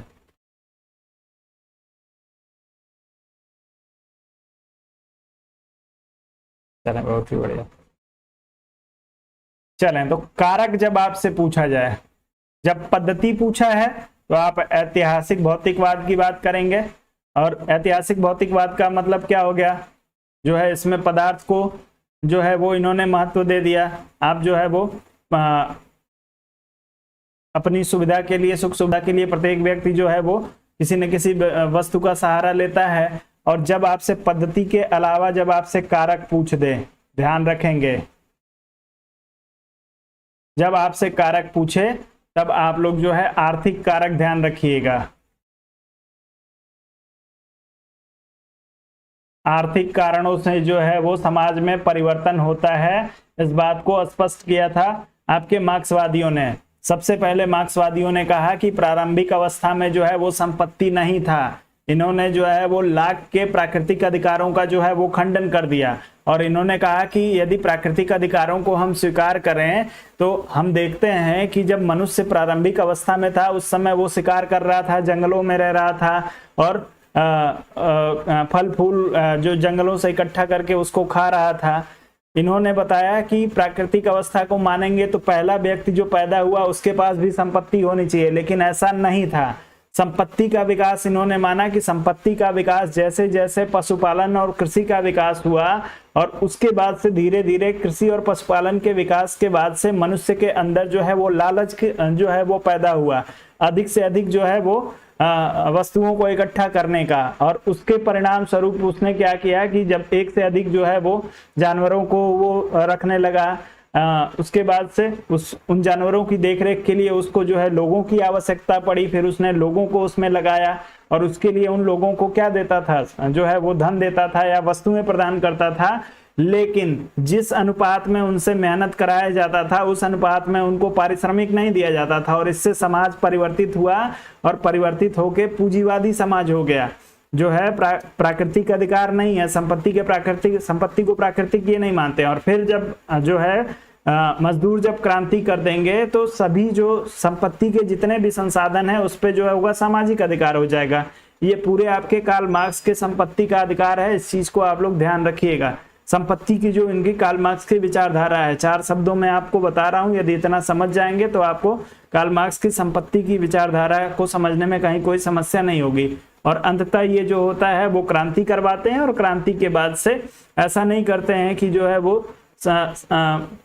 जो सामाजिक संपत्ति है उसको समाज में बांट दें। समाज में बांटने की बात नहीं करते हैं, आप लोग ध्यान रखिएगा इस चीज को। ये कहते हैं कि नियंत्रण ही अब समाज को दे दिया जाए, समाज के नियंत्रण में रहेगा और प्रत्येक व्यक्ति अपनी आवश्यकता के अनुसार, अपनी योग्यता के अनुसार जो है उसको उसका उपभोग करेगा। चलें, जमाखोरी नहीं होगी। आगे बढ़ते हैं, अगले प्रश्न पे चलेंगे। संतोष जी, आपके इस प्रश्न का सटीक जवाब दे पाना संभव नहीं है। अगला प्रश्न है कार्ल मार्क्स। चलें, प्रश्न को चेंज होने दीजिए पहले। चलें, मार्क्स का अंतिम उद्देश्य स्थापित करना था क्या? क्या स्थापित करना था मार्क्स का? उत्तर करें। देखिए, जो चीज आयोग नहीं बता रहा है, यदि आपको वो कोई बता रहा है, कोई जो है वो बता रहा है आपको कोई डेट, तो वो आपको भ्रमित कर रहा है। मैं आप लोगों से कहता आया हूं शुरू से, जब से मैं आप लोगों को क्लास करा रहा हूं। पहले मैंने आप लोगों को 70 दिन का टारगेट दिया था कि 70 दिन के टारगेट में आप अपना कवर करिए। फिर से मैंने आप लोगों को अब 40 दिन का टारगेट दिया है कि अब 70 दिन यदि आपका कंप्लीट हो गया तो 40 दिन के पहले तो आपका एग्जाम नहीं हो रहा है, 40 दिन में फिर से एक बार अपने सिलेबस को कवर करिए। उसके बाद यदि आपका एग्जाम हो जाता है तो अच्छी बात, नहीं होगा तो फिर से देखा जाएगा कि किस तरीके के का माहौल है, किस तरीके की सुगबुगाहट है। उसके आधार पर जो है आप लोग किसी के बहकावे में ना जाएं, और पढ़ाई तो बिल्कुल ना छोड़ें। यदि फाइनल सिलेक्शन आप लोग चाहते हैं तो नियमित रूप से 2 घंटे ही पढ़िए, लेकिन आप टीजीटी पीजीटी के लिए पढ़िए यदि सिलेक्शन चाहिए तो। चलें, तो जो लोग इसमें बात कर रहे होंगे वर्ग विहीन समाज की स्थापना दिया हुआ है, जी बिल्कुल, एक वर्ग विहीन समाज की स्थापना करना चाहते थे। अंतिम उद्देश्य जो था वो इनका वर्ग विहीन समाज की स्थापना करना था। उत्तर आपका सी विकल्प के लिए सही होगा। अगला प्रश्न आपको दिया है, निम्नलिखित में से कौन मार्क्सवादी दर्शन की क्रांति से प्रभावित थे? आपको बताएंगे मार्क्सवादी दर्शन की क्रांति से प्रभावित कौन था? जयप्रकाश नारायण, महात्मा गांधी, स्वामी विवेकानंद, राजा राम मोहन राय। चारों में से एक को चुनिए और उत्तर करिए।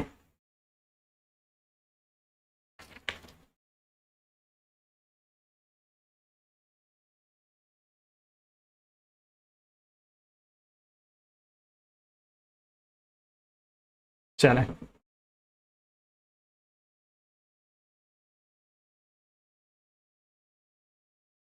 बहुत ही बढ़िया।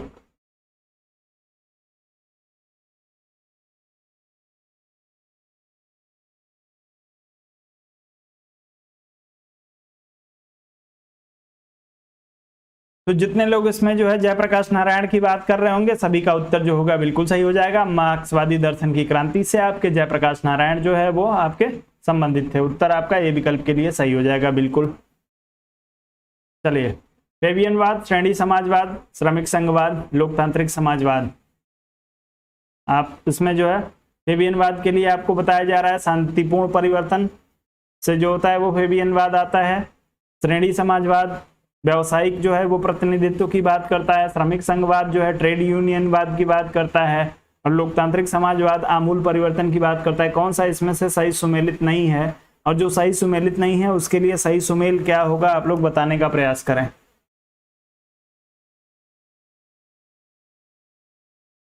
चलो,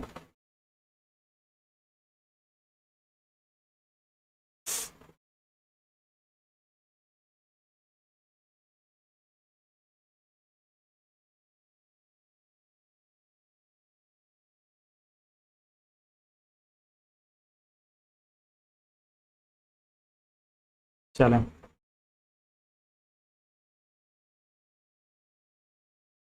तो आप सभी लोग जो है इसमें डी विकल्प की बात कर रहे हैं। चलें, तो डी विकल्प आपको जो दिया है, लोकतांत्रिक समाजवाद के लिए कौन सा परिवर्तन है और आमूल परिवर्तन किस वाद से संबंधित है। अब इन दो प्रश्नों का उत्तर दीजिए, तब आगे बढ़ेंगे। लोकतांत्रिक समाजवाद में परिवर्तन बताइए किस तरीके से होता है, और आमूल परिवर्तन किस वाद का जो है वो परिवर्तन है, किस वाद से संबंधित है। आपका उत्तर डी विकल्प के लिए बिल्कुल सही है। चलें,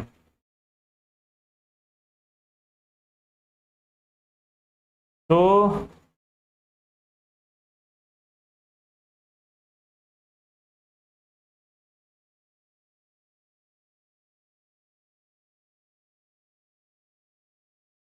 पांच प्रकार के रिट जारी करता है।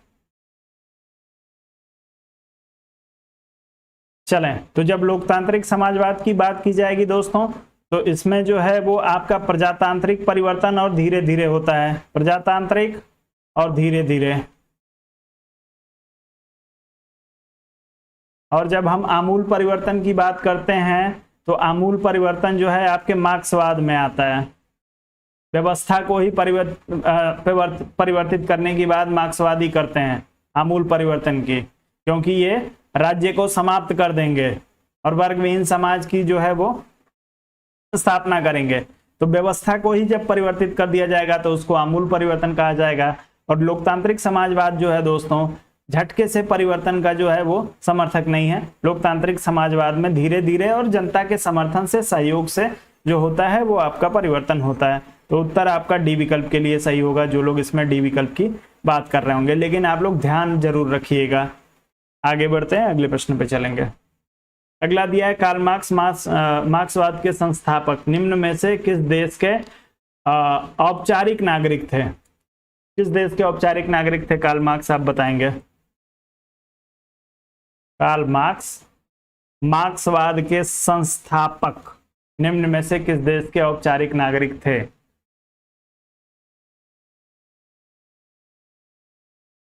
चलें, तेजी से उत्तर करेंगे।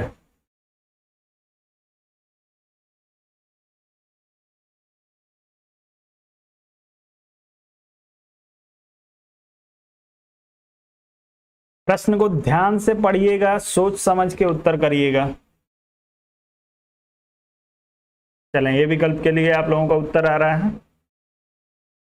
कुछ एक दोस्तों का बी विकल्प के लिए आ रहा है।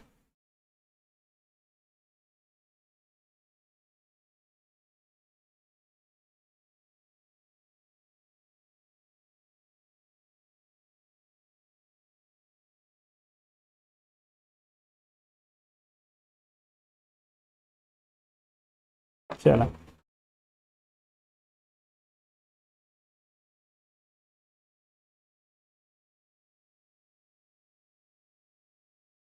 आप सभी लोगों के उत्तर गलत हो रहे हैं, क्योंकि आप लोग प्रश्न को पढ़ नहीं रहे हैं ध्यान से। आपसे पूछा गया है कार्ल मार्क्स जो है, बताया गया है कि कार्ल मार्क्स मार्क्सवाद के संस्थापक, इसको आप ध्यान रखिए कि मार्क्सवाद के संस्थापक बताया जा रहा है कार्ल मार्क्स को प्रश्न में ही। निम्न में से किस देश के औपचारिक नागरिक थे, औपचारिक नागरिकता की बात की जा रही है। चलें, अब ध्यान रखिएगा, किसी का भी उत्तर सही नहीं है। यदि किसी ने डी विकल्प का चुनाव किया होगा तो उसका उत्तर सही होगा इस प्रश्न में, अन्यथा किसी का उत्तर सही नहीं होगा। अब बात करते हैं प्रश्न में क्या है। प्रश्न में पूछा क्या जा रहा है, जर्मनी जो है आपके मार्क्स का जन्म स्थान है।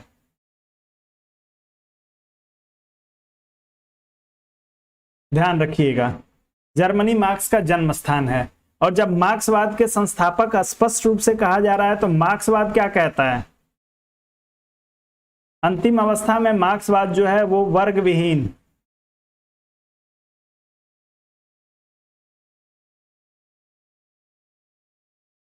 वर्ग विहीन समाज की स्थापना करता है।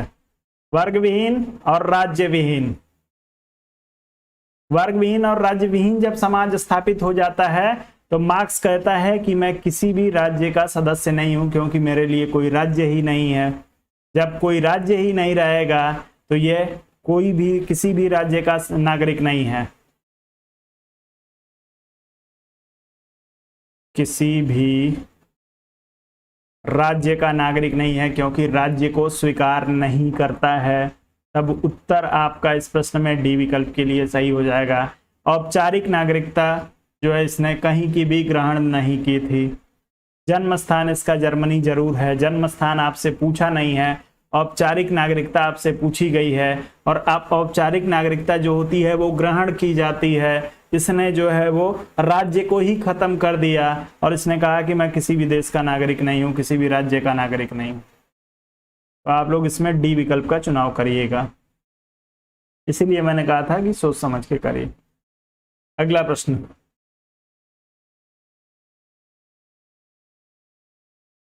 तो प्रश्न जब भी आए तो आप लोग ध्यान रखिएगा, जन्म स्थान पूछा है, नागरिक था पूछा है, या औपचारिक नागरिक पूछा है, तीनों में आप लोगों का अंतर हो जाएगा। जन्म स्थान पूछेगा, जर्मनी, कोई समस्या नहीं है। किस देश का प्रारंभिक नागरिक था, जर्मनी, कोई समस्या नहीं है। औपचारिक नागरिक पूछ देगा, तब आप लोगों को ध्यान रखना है कि किसी भी देश की औपचारिक नागरिकता उसके पास नहीं है, उसने स्वयं इस बात की घोषणा की है। निम्न में से किसने मार्क्सवादी अतिरिक्त मूल्य के सिद्धांत की आलोचना की है? चलें, कौन सा वो विचारक है जिसने अतिरिक्त मूल्य के सिद्धांत की आलोचना की? तेजी से उत्तर करिए। सावरकर, एम.एन. राय, अरविंदो, अंबेडकर।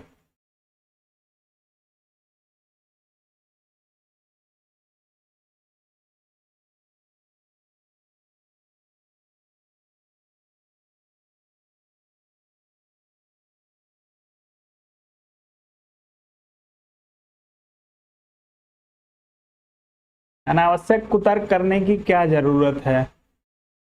जब मैं कह रहा हूं नागरिक ही नहीं है, जन्म उसका जर्मनी में हुआ है, तो अब आप लोग ब्रिटेन कह रहे हैं। ये अपने दिमाग को इधर उधर जो है डिस्ट्रैक्ट ना किया करिए आप लोग। चलें, अतिरिक्त मूल्य के सिद्धांत की आलोचना, चले, एम.एन. राय। किस आधार पर अतिरिक्त मूल्य के सिद्धांत की आलोचना की थी एम.एन. राय ने?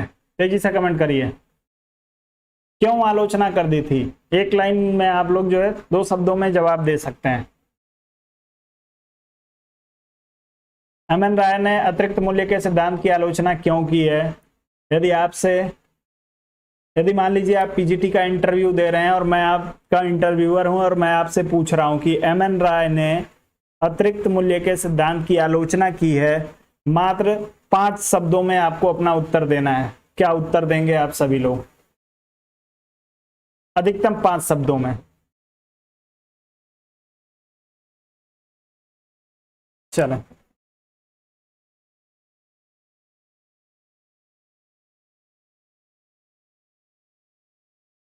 चलो, नैतिक की बात कर रहे हैं अशोक जी, बाकी लोग उत्तर करिए।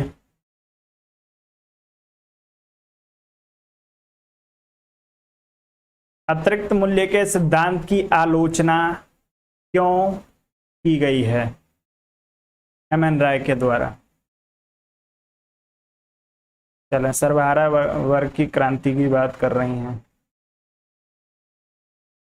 नेहा जी, बाकी लोग?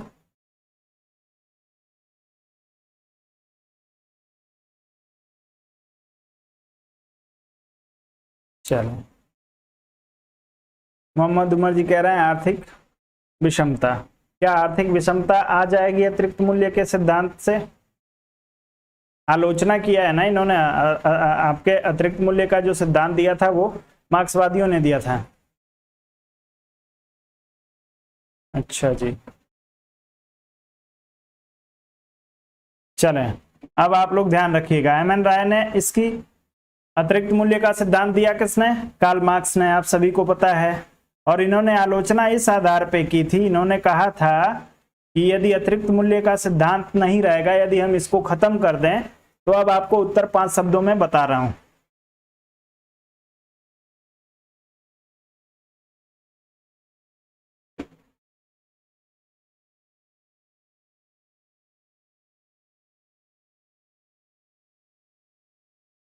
प्रतियोगिता समाप्त हो जाएगी। यदि ये अतिरिक्त मूल्य का सिद्धांत न रहे तो प्रतियोगिता समाप्त हो जाएगी। इस आधार पर प्रतियोगिता के समाप्त होने के कारण एम.एन. राय ने इसकी आलोचना की है। एम.एन. राय ने कहा था, क्लियरली समझा दे रहा हूं, एम.एन. राय ने कहा था कि यदि अतिरिक्त मूल्य का सिद्धांत क्या है, लाभ, यानी जो पूंजीपति है और जो मजदूर है, मजदूर काम कर रहा है, उसके काम का जो मूल्य मिल रहा है, और पूंजीपति जो वस्तु बेच रहा है, और उन दोनों के वस्तु बेचने से जो उसको मूल्य मिल रहा है, आपको उसमें से जो लाभ ले रहा है वो पूंजीपति ले रहा है, उसी को अतिरिक्त जो है वो मूल्य इन्होंने बताया। ये चाह रहे थे कि वो लाभ ना ले, लेकिन जब ये लाभ नहीं लेगा तो ये कह रहे हैं कार्ल मार्क्स, एम.एन. राय महोदय ने कहा कि भैया यदि ऐसा लाभ के कॉन्सेप्ट को ही खत्म कर दिया जाए, यानी इससे यदि लाभ को हम खत्म कर दें तो लाभ के खत्म करने से जो होगी प्रतियोगिता ही समाप्त हो जाएगी,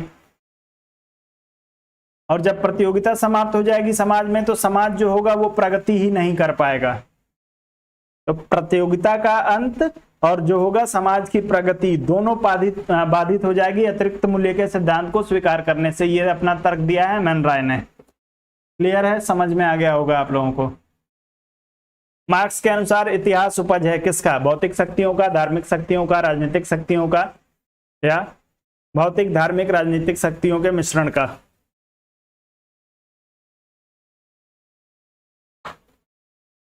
चलें, जो आप लोगों को काम की चीज बताता हूं, जब आप लोगों को काम की चीज बताता हूं जो गारंटी के साथ मैं आपसे कह रहा हूं, हो सकता है कि इस बार आपसे परीक्षा में ना पूछा जाए, लेकिन ये कोई जरूरी नहीं है कि आपसे इंटरव्यू में ना पूछा जाए। इंटरव्यू देने आप जब जाएंगे तो आपको जो है वो कीवर्ड्स को समझना होता है। इंटरव्यू आपके नॉलेज का टेस्ट तो नहीं है, लेकिन आपके प्रेजेंस ऑफ माइंड का टेस्ट है। ये वो मानते हैं कि आपने एम.एन. राय ये पढ़ा है कि एम.एन. राय ने आलोचना की है, लेकिन वो ये इस बात को मान के चलते हैं कि आपने एम.एन. राय की आलोचना को समझा भी होगा कि क्यों उन्होंने आलोचना की है, और वहां से आपसे प्रश्न पूछ लेंगे। लेकिन होता क्या है, जब मैं कोई चीज समझाने का प्रयास करता हूं तो आप लोग जो है धीरे से पतली गली से निकलने का प्रयास करते हैं। और देखिए, शिक्षक कोई बुरा नहीं होता है, शिक्षक को बुरा जो है वो कुछ विद्यार्थी ही बनाते हैं, लेकिन मैं अपने व्यवहार में परिवर्तन नहीं करूंगा। मेरी जो स्ट्रेटजी है, मेरे साथ 10 लोग ही जुड़े रहेंगे। मैं जो कुछ बताने लायक है, जो मुझे ज्ञान है, जो मैं आपको सिखा सकता हूं, वो सिखाने का प्रयास करूंगा। चलिए इस प्रश्न का उत्तर करिए।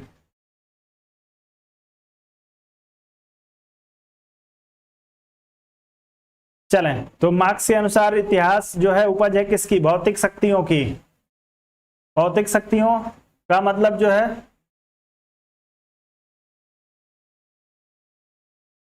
चलें, भौतिक शक्तियों के कारण जो है वो इतिहास की उपज जो है वो भौतिक शक्तियों की उपज है। आप लोग इसको ध्यान रखेंगे। इतिहास भौतिक शक्तियों की उपज है। आप लोग ए विकल्प के साथ जाएंगे, डी विकल्प का चुनाव ना करेंगे। धर्म की, राजनीति की, इसकी तो कहीं बात ही नहीं की है कार्ल मार्क्स ने। कहीं पे बात की हो धर्म की और राजनीति की? जब राज्य को स्वीकार ही नहीं कर रहा है, राज्य को जो है ये चाहता ही नहीं है, वर्गविहीन समाज की बात कर रहा है, तो ये धर्म और राजनीति का कहीं पे उल्लेख नहीं किया गया। भौतिक कारणों से जो है, यानी भौतिक आवश्यकताओं की वजह से आप क्या करता है, भौतिक आवश्यकताओं के कारण ही व्यक्ति जो है वो पूंजीपति बनता है, और उन्हीं पूंजीपतियों के इतिहास को ही जो है वो वही पूंजीपति के द्वारा किए गए कार्यों को इतिहास के रूप में देखा जाता है। तो आप लोग इसमें जो है भौतिक कारणों से आप लोग ध्यान रखेंगे। भौतिक कारक जो होते हैं वही पूंजीपतियों के निर्माण का साधन है। चलें, आपकी आवश्यकता जो है उस आवश्यकता के अनुसार ही जब मार्केट बन जाएगा। जी, अगला प्रश्न, निम्नलिखित में से कौन सी कृति लेनिन द्वारा लिखी गई है? लेनिन की कृति बता दीजिए इसमें से।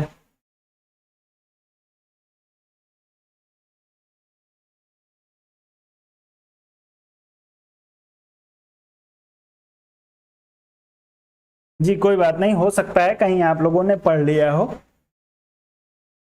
लेकिन भौतिक कारकों से यदि आप जो है पूंजीपतियों के निर्माण की, जो पूंजीपति कैसे बनते हैं मार्क्सवाद में ये पढ़ेंगे तो आपको सीधे से वहां मिलेगा।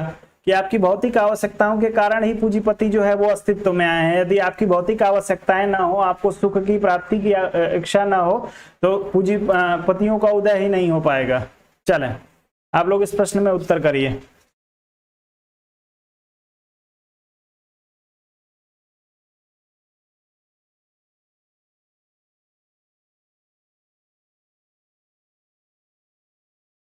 सभी लोग ये विकल्प की बात कर रहे हैं, तो आपका उत्तर जो होगा लेनिन के लिए, विकल्प के लिए, तो आपका उत्तर बिल्कुल सही हो जाएगा, कोई समस्या नहीं है।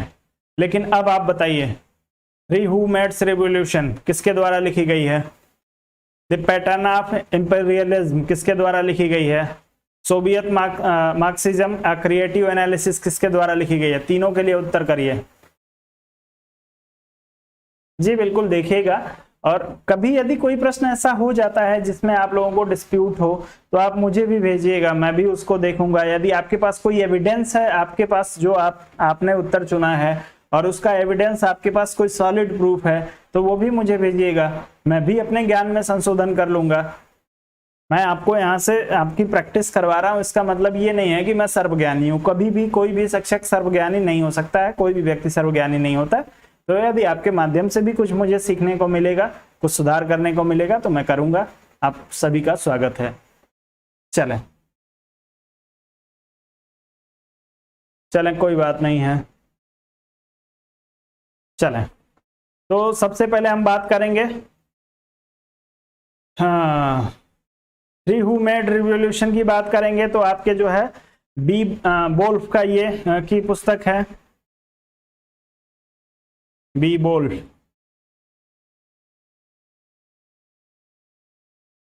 चलें, उसके बाद से द पैटर्न ऑफ इंपीरियलिज्म की बात करेंगे, तो ये टोनी स्मिथ की पुस्तक है।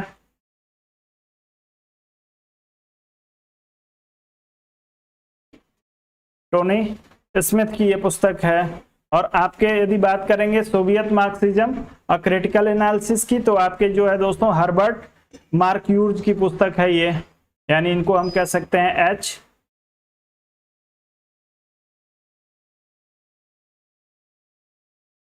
मार्क्यूज। तो सारी पुस्तकों को आप नोट कर लेंगे। चलें, और ये आपके लेनिन की है ही है। आपका उत्तर ए विकल्प के लिए सही हो जाएगा, जो लोग इसमें ए विकल्प की बात कर रहे हो। संतोष जी कह रहे हैं सर पीडीएफ मिलेगा। पीडीएफ के लिए आपको मेंबरशिप लेना पड़ेगा संतोष जी। 250 रुपए में आप मेंबरशिप ले लेंगे, जब तक एग्जाम नहीं होता है तब तक नियमित रूप से आपको सारे पीडीएफ मिल जाएंगे, डेट वाइज, क्लास वाइज। निम्नलिखित में से कौन सी पुस्तक लेनिन द्वारा नहीं लिखी गई है? नहीं लिखी गई है। लेनिन ने इसमें से कौन सी पुस्तक नहीं लिखी है, बताइए तेजी से।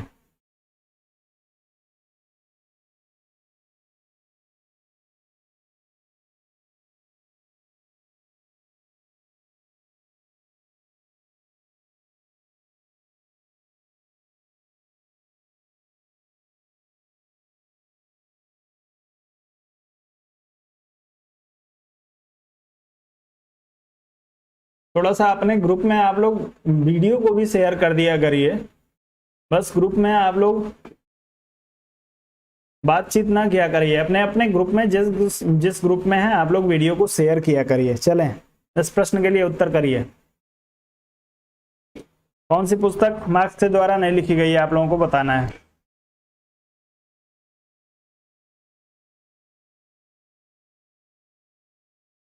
चलें, द फिलॉसफी ऑफ मार्क्सिज्म की जो लोग बात कर रहे होंगे उन सभी का उत्तर जो होगा सही हो जाएगा। लेनिन ने द फिलॉसफी ऑफ मार्क्सिज्म नहीं लिखी है।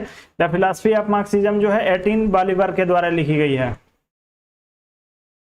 माफ करेंगे, 18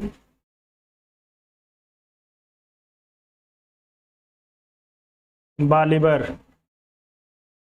बाकी हाँ, what is to be done, state and revolution, imperialism, highest stage of capitalism, ये 3 पुस्तकें लेनिन ने लिखी हैं। फिलॉसफी ऑफ मार्क्सिज्म की जो बात की जाएगी 18 बॉलीवर के द्वारा लिखी गई पुस्तक है। बी विकल्प आपका सही होगा। आगे बढ़ते हैं।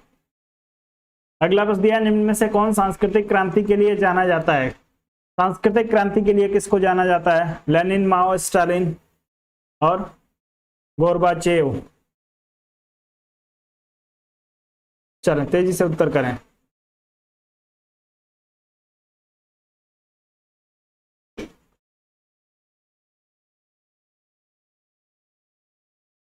जी नहीं दोस्त, आप लोग मुझे व्हाट्सएप कर सकते हैं, व्हाट्सएप के माध्यम से आप लोग हमसे जुड़ सकते हैं, लेकिन कोई ग्रुप नहीं है अभी व्हाट्सएप का। 7007701847 इस नंबर को आप सभी लोग सेव कर लीजिए। आप लोग मुझे मैसेज भी कर दीजिए अपने नाम के साथ। चलें,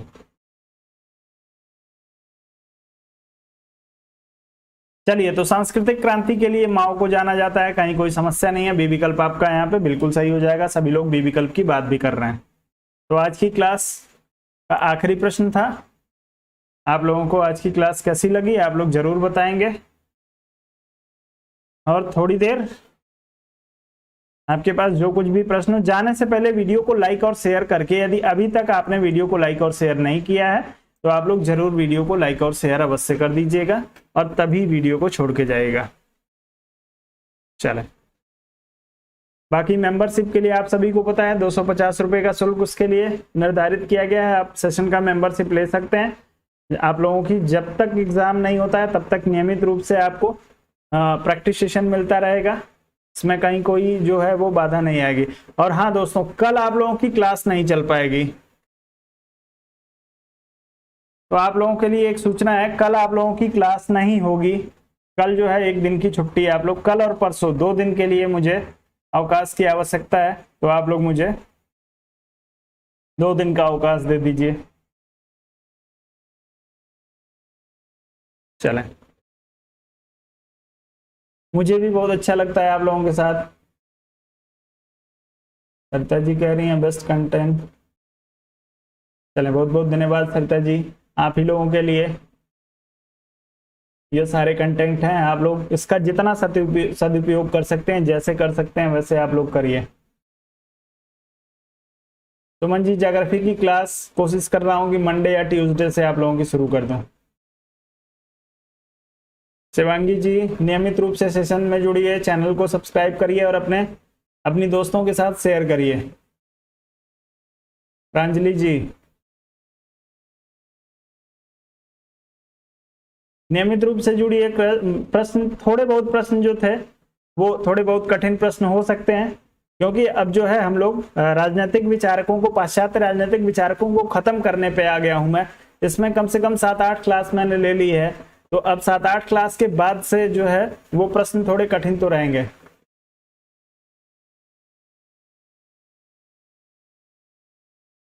बिल्कुल कर दीजिए तहजीब जी, लेकिन प्रश्न आप लोग ऐसे प्रश्नों को ना कर दिया करिए कि जिसके बाद थोड़ी सी समस्या मुझे भी हो जाए। कुछ लोगों के प्रश्नों को तो देखता हूं तो मुझे हंसी आती है।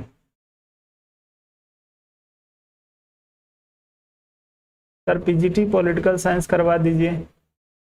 बिल्कुल, प्रीवियस ईयर पेपर आप लोगों का मंडे से शुरू हो जाएगा, पीजीटी का। आप लोगों के मंडे से पीजीटी का पेपर होगा।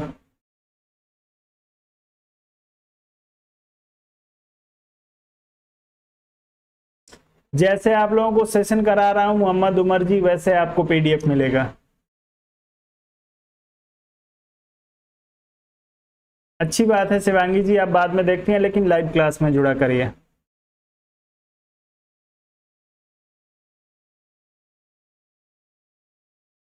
लाइव क्लास में जुड़ने से आपके पास स्कोप रहता है।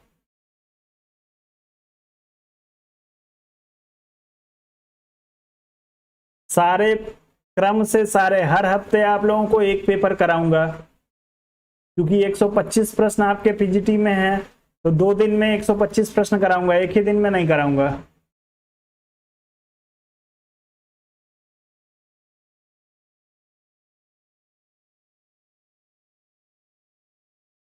कमलेश जी कह रहे हैं सर किसी ने प्रश्न पूछा था कि एससी को, अच्छा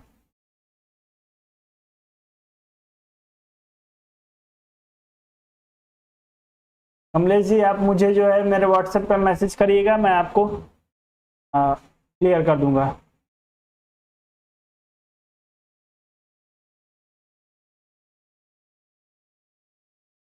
चलें, तो फिलहाल के लिए आप लोग मुझे अनुमति दे दीजिए दोस्तों। अब आप लोगों से मंडे को मिलूंगा।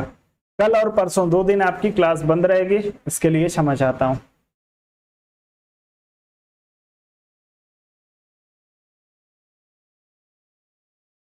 डॉक्टर जी, ग्रुप बनाना कोई बहुत बड़ी समस्या नहीं है, ग्रुप को मेंटेन करना बहुत बड़ी समस्या हो जाती है।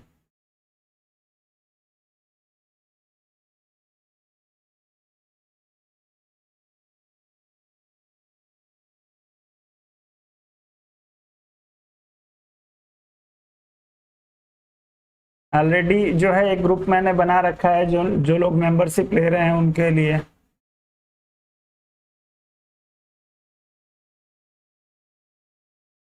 चलें, तो फिलहाल आप लोग अनुमति दीजिए, मिलते हैं हम लोग अब एक ब्रेक के बाद। जी बिल्कुल।